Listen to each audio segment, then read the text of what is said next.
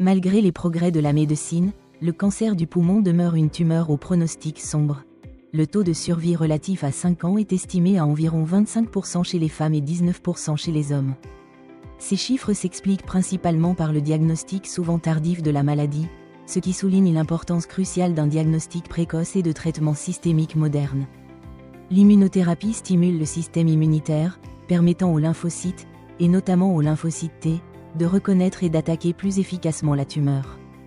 L'immunothérapie présente non seulement des effets secondaires, dont le médecin traitant informe le patient, mais aussi des complications spécifiques d'origine immunitaire. Inflammations intestinales ou hépatiques, troubles endocriniens et, surtout, pneumonie, un élément essentiel au diagnostic du cancer du poumon. L'oncologie allemande repose sur des centres certifiés et une qualité des soins rigoureusement contrôlée.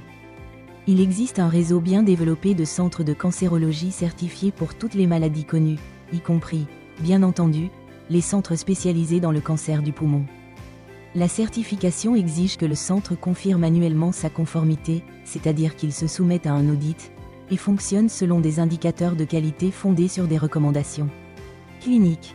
Ceci réduit la variabilité des traitements et accroît la prévisibilité des processus, diagnostic, stadification, choix du protocole, gestion de la toxicité et prise en charge du patient.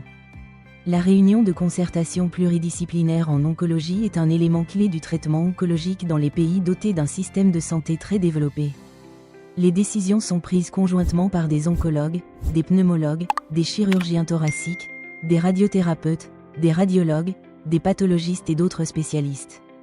Ce modèle constitue la norme pour les centres et un volet important de la gestion de la qualité.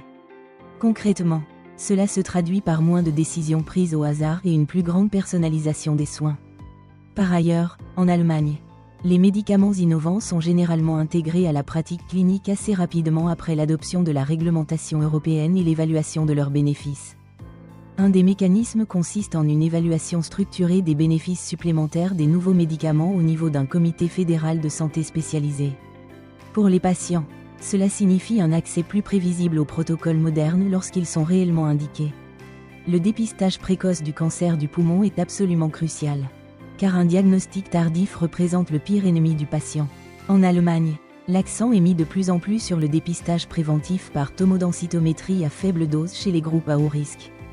Cette mesure devrait permettre d'accroître la proportion de cas potentiellement guérissables et, par conséquent, d'améliorer les statistiques globales.